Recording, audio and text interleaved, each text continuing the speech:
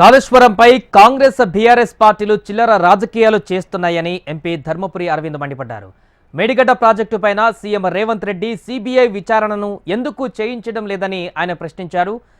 Congress party అధికారంలోకి వచ్చి 3 నెలలు గడుస్తున్నా ఇప్పటి వరకు ఎందుకు యాక్షన్ తీసుకోలేదన్నారు. మోడీ పాలన తెలంగాణకు రావాలన్నారు.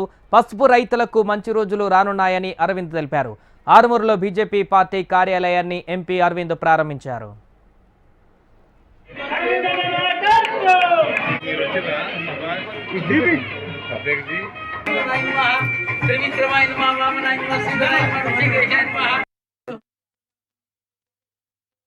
రాజకీయ నాటకాలు చేస్తున్నారు రెండు పార్టీలు కలిసి. సిబిఐ ఎంక్వైరీ చేయండి. సిబిఐకి ఇంకా ఎందుకు ఎంట్రీ ఇస్తలేడు కాంగ్రెస్ ప్రభుత్వం? ఆడ క్రాకులు ఉన్నాయని అందరూ తెలుసు.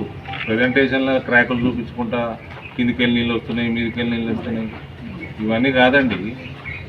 ఆ కాంట్రాక్టర్ ఎవరు, ఎన్ని పైసలు అవినీతి అయినాయి, దాని మీద ఇన్వెస్టిగేషన్ ఏది? 3వ నెలలకు వచ్చిండ్రు.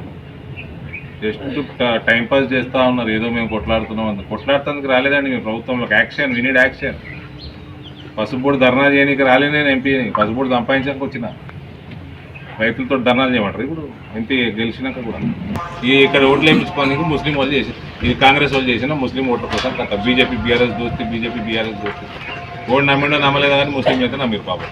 ఎటైతే పోయినరో ఆ పార్టీ మునిగిపోతున్నది. ఇలా నరేంద్ర మోడీ పరిపాలన మన ప్రాంతంలో కూడా రావాలా. ఎంట్రీ అయింది,